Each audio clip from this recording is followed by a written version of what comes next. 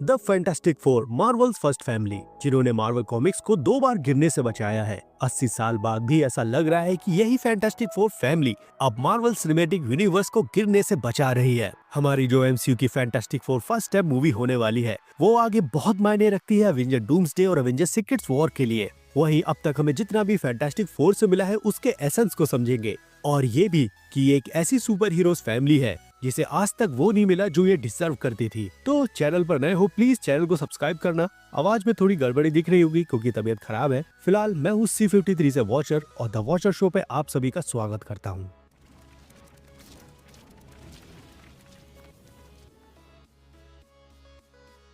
तो अब तक अगर फैंटास्टिक फोर को एक सही जस्टिस मिलता तो ये एक सक्सेसफुल फ्रेंचाइजी होती और ये क्रिएटिव माइंड के दीवानों पर एक अच्छा असर डालती। लेकिन सिनेमा जगत में इन सभी चीजों को एक समान ऑडियंस की नजरों के हिसाब से परोसा जाता है, तब ये चीज बाजारू हो जाती है। मतलब इन चीजों से सिर्फ पैसे कमाने का उद्देश्य रह जाता है और धीरे धीरे ओरिजिनलिटी मरने लगती है। Tenet, Lucy, Oppenheimer, James Cameron और क्रिस्टोफर नोलन की जितनी भी मूवीज है, अगर इन पर मसाला डाल के मूवी बनाई जाती तो ये वैसी नहीं होती जैसा हमें अब देखने को मिली है। टेनेट को जब बनाया जा रहा था तब ये नहीं सोचा गया कि ऑडियंस को ये पसंद है, ये नहीं, बस ये एक क्रिएटिव आइडिया था जो लोगों के सामने लाना था। ऐसा ही सेम इस फैंटास्टिक फोर के साथ भी है। फैंटास्टिक फोर को क्रिएट किया था जैक कर्बी और स्टैन ली ने। ये समय था नवंबर 1961। पहली बार जब फैंटास्टिक फोर कॉमिक बुक लोगों के सामने आई तब इसने कॉमिक बुक की हिस्ट्री को बदल के रख दिया। ये कॉमिक बुक का एक नया फॉर्म था जिसमें उस समय की साइंस से भी बियॉन्ड साइंस को यूज किया गया था। कई सारे थॉट और कॉन्सेप्ट जिसको आइंस्टाइन के बाद किसी ने यूज करना सही नहीं समझा, उसको 1961 में फैंटास्टिक फोर की कॉमिक बुक में दिखाया गया। जैसे एक ब्रिज जिसको मिस्टर फैंटास्टिक बोलते थे, राफ्ट, और ये एक मल्टीवर्सल पोर्टल था। ऐसे इन्वेंशन को भी दिखाया गया और कैरेक्टर्स को भी एक पावरफुल अट्रैक्टिव बनाया गया। 60s के टाइम पे ये कॉमिक बुक इतनी पॉपुलर हुई कि उस समय इंटरनेशनल मार्केट में इसने अपनी पकड़ बना ली। लोग पसंद करने लगे और फिर बारी आई इसको लाइव एक्शन में लाने की। फैंटास्टिक फोर की अब तक 4 एनिमेटेड सीरीज आ चुकी हैं। रोजर कॉर्मन की लो बजट मूवी जो आई थी 1994 में, जिसको रिलीज नहीं किया गया। फिर टिम की मूवी आई थी 2005 और 2007 में। पहली 2005 वाली मूवी जिसमें फैंटास्टिक फोर के ओरिजिन को दिखाया और दूसरी जो 2007 में आई उसमें राइज ऑफ सिल्वर सल्फर और गैलेक्टस को दिखाया गया।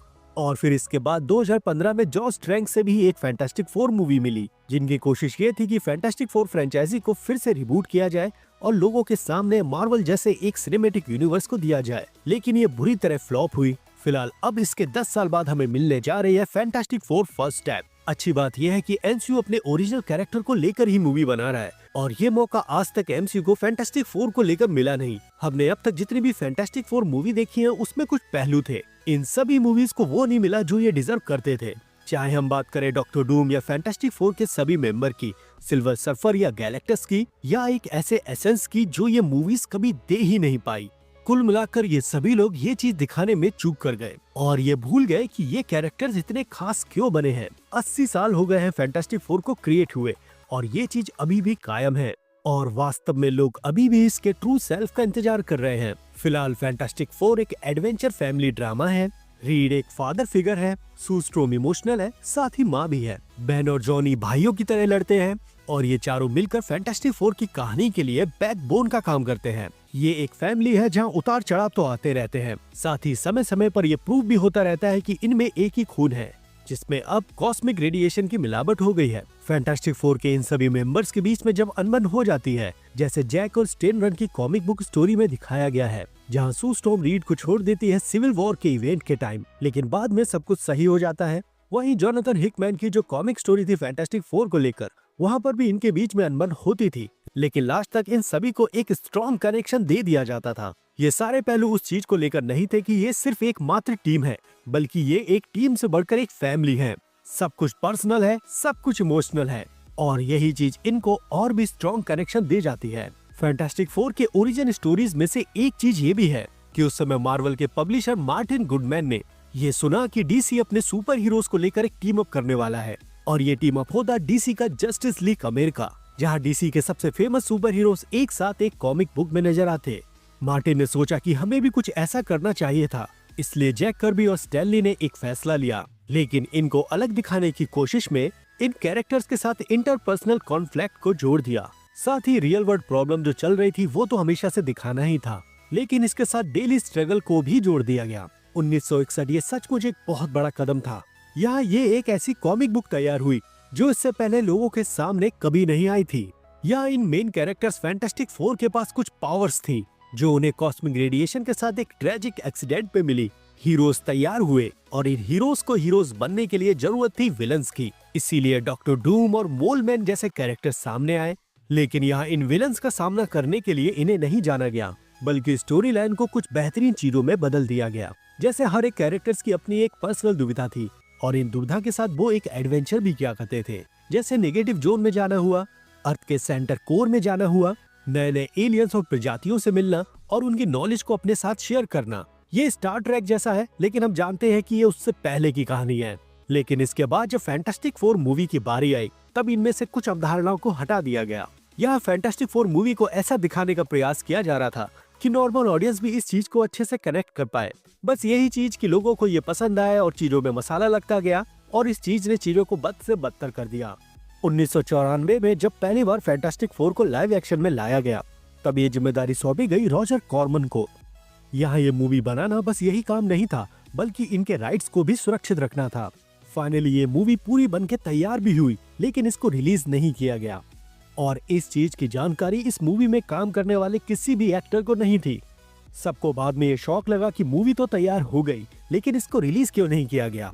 वही ये फैंटास्टिक फोर मूवी पूरी कॉमिक एक्यूरेट थी, कुछ चीजों में बदलाव किए गए, लेकिन असल बात ये भी थी कि इस मूवी को बनाने के लिए उतने पैसे नहीं थे जितनी इसको जरूरत थी। इसीलिए ये मूवी अपने ओरिजिनल ढंग से काफी अलग भी नजर आई। फिर इसके बाद 2005 में टिम स्टोरी की फैंटास्टिक फोर मूवी आई।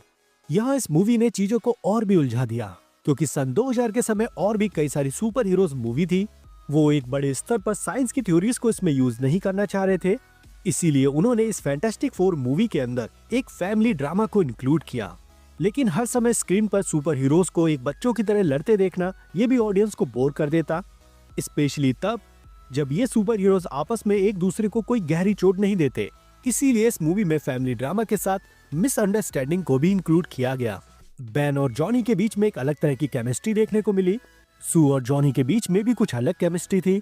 कायदे में इन सभी मेंबर्स के बीच में अपने अलग अलग विचारों को प्रस्तुत करने का एक अलग ही मुद्दा था और ये चीज इनके कॉमिक्स में अच्छे से पॉइंट आउट की गई है कि किसी भी एक मुद्दे पर इन चारों लोगों के दृष्टिकोण अलग अलग होते हैं।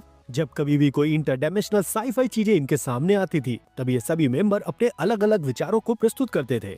लेकिन टिम की इस फैंटास्टिक फोर मूवी ने इन सारी चीजों को दूर कर दिया और यहाँ तक कि इसको दिखाने का कोई प्रयास भी नहीं किया गया। ये बस यहाँ इतना ही रहा कि इन फैंटास्टिक फोर के बीच में एक पर्सनल कॉन्फ्लिक्ट है। जैसे fantastic four rise of silver surfer में सू स्ट्रॉम रीड से परेशान हो जाती है उसकी बैचलर पार्टी में, क्योंकि रीड यहाँ कुछ लड़कियों के साथ नाच रहा था और ये चीज सू स्ट्रॉम को परेशान कर गई। तो बैचलर पार्टी का मतलब ही क्या हुआ। वही बेन ग्रैम को ऐसा दिखाया कि वो पूरी मूवी में दुखी है क्योंकि वो एक राक्षस में बदल गया है। वो अपनी इस सिचुएशन के लिए हमेशा रीड पर ब्लेम करता रहा। ऐसे ही ये सारे मुद्दे आपस में मिलकर फैंटास्टिक फोर की एक जो फैमिली वाइब है उसे छोड़कर एक पर्सनल कॉन्फ्लिक्ट को दिखाया। वही जब डॉक्टर डूम जैसा सुपर विलेन इनके सामने आता है तब ये सारी चीजों को पीछे छोड़ दिया जाता है। फिर 2015 में जॉस ट्रैंक की फैंटास्टिक फोर मूवी आई और इस मूवी में इतनी प्रॉब्लम थी कि लोग समझ नहीं पा रहे थे कि शुरुआत कहां से करें। ये मूवी जब बनके तैयार हुई तब देखने में ऐसा लग रहा था कि ये मूवी किसी रेल के डिब्बे में शूट की गई हो। इनकी ओरिजिन स्टोरी का गुड़गोबर कर दिया गया और जो फैमिली वाला एसेंस इस फैंटास्टिक फोर के साथ हमेशा रहता था वो तो यहाँ दूर दूर तक नजर ही नहीं आया। इन सभी को देखने में ऐसा लग रहा था कि ये चार लोगों को अलग अलग जगह से उठाया गया है और अगर इन्हें मौका मिले तो ये चारों एक दूसरे को मार सकते हैं। बेन और सू के बीच में कोई इमोशनल कनेक्शन ही नहीं दिखा। किसी भी कैरेक्टर के पास फैमिली वाला कोई गुण नहीं था। और यहाँ इस सीन में जब रीड बेन से कहता है कि तुम मेरे एक अच्छे दोस्त हुआ करते थे, तब बेन जवाब देता है कि मैं तुम्हारा कभी दोस्त था ही नहीं।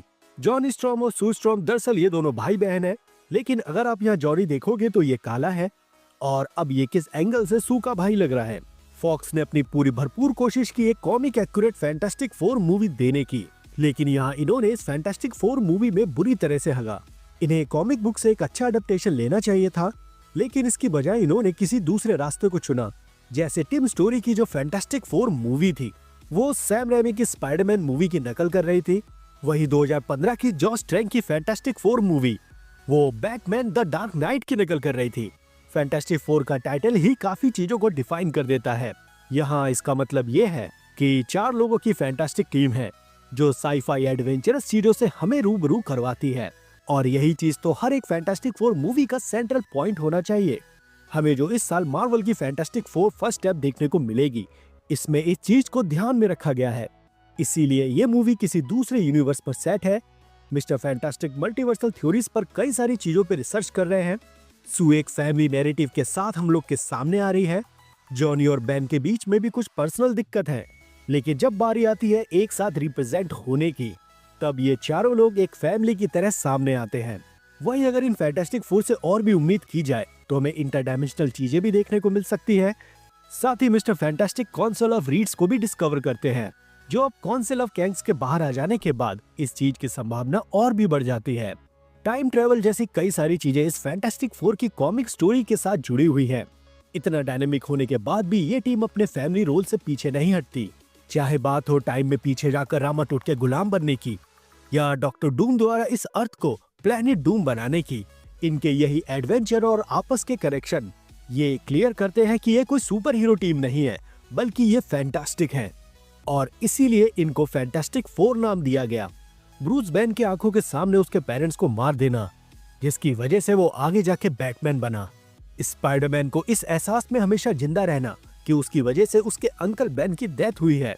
टोनी स्टार्क जो दुनिया को बेहतर बनाना चाहता था। ये सब गिल्ट, मोटिवेशन, एंगर ये साथ मिलकर एक पर्सोना को तैयार करते हैं, और तब पैदा होता है एक सुपर हीरो।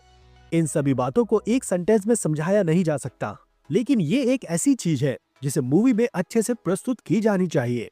लेकिन ऐसा क्या हुआ कि फैंटास्टिक फोर से हमें ये चीज देखने को नहीं मिली? इसका सीधा जवाब ये भी हो सकता है कि गलत समय पर गलत लोग मिले, क्योंकि रॉजर कॉर्मैन का कभी इरादा नहीं था फैंटास्टिक फोर मूवी बनाने का, इसीलिए उन्होंने इसे रिलीज नहीं किया। टीम की fantastic four movie sci-fi adventure से बहुत दूर थी। कैरेक्टर्स की गहराइयों को ढंग से समझाया नहीं गया, और इसके ओरिजिनलिटी में वो मसाला डाल के हमें दिया जिसे जनरल ऑडियंस को देखने में मजा आता है। फिर जॉस ट्रैंक की जो फैंटास्टिक फोर मूवी थी, वो तो फैंटास्टिक फोर के आसपास ही नहीं थी। दूसरी तरफ जब इन सुपर हीरो मूवीज को बनाया जा रहा था, तब मेकर यही सोच रहे थे कि ये स्क्रीन पर कैसे अच्छे दिख सकते हैं। इसीलिए सैम रेमी की स्पाइडरमैन को रिबूट किया गया और हमारे सामने आया एंड्रू गारफील्ड का नया स्पाइडरमैन। फिर फैंटास्टिक फोर को भी रिबूट करने का फैसला लिया और हमारे सामने आया जॉस ट्रैंक का फैंटास्टिक फोर। लेकिन इन सब में दूसरी तरफ मार्वल स्टूडियोज अपने सिनेमैटिक यूनिवर्स को और भी एक्सपेंड कर रहा था, और इसका हमने एक सफलतापूर्वक परिणाम आयरन मैन से लेकर एंड गेम में देखा। Thor, iron man, captain America ये सब अपनी सोलो मूवी में अलग ही वाइब देती है, जो हमेशा की तरह बेहतरीन साबित हुई है। वहीं गार्डियंस ऑफ द गैलेक्सी को स्टार वॉर्स की तरह देखा जा रहा था, लेकिन ये मूवी उससे भी काफी अलग है। साथ ही जब मूवीज को कॉमिक बुक स्टोरी से अडेप्ट किया जाता है, तब कॉमिक बुक ही एक ऐसा मीडियम होता है जिससे फैंस को कुछ नया दिया जाए। हमारे पास बात करने के लिए कई सारे उदाहरण हैं, जैसे सोनी का Spider-Verse, Madame Web, Morbius, Kraven the Hunter. साथ ही मैं वेनम को भी जोड़ना चाहता हूँ, क्योंकि आपने अगर वेनम की कॉमिक्स को पढ़ा होगा तो आप खुद ही समझ रहे होंगे कि कॉमिक्स में जैसा वेनम है वैसा हमें लाइव एक्शन में तो कभी दिखा ही नहीं। फिलहाल अब 80 साल के बाद ये उम्मीद की जा रही है फैंटास्टिक फोर से कि वो ढलते एमसीयू को ऊपर उठा दे। और आप मानो या ना मानो, यही मात्र एक ऐसी मूवी है जो आने वाले अवेंजर डूम्सडे और अवेंजर सीक्रेट्स वॉर के फ्यूचर को तय करेगी। इसके अलावा मैंने इस चैनल पर मल्टीवर्सल थ्योरी को एक्सप्लेन किया है, और ये वीडियो आप देखना आपको बहुत पसंद आएगी। साथ ही एक हम्बल रिक्वेस्ट है, प्लीज चैनल को सब्सक्राइब करना, और वीडियो पसंद आई हो तो लाइक करना मत भूलना। फिलहाल मिलते हैं अगली वीडियो के साथ, तब तक आप अपने मजे लो, लव यू, ध्यान रखो एंड बाय।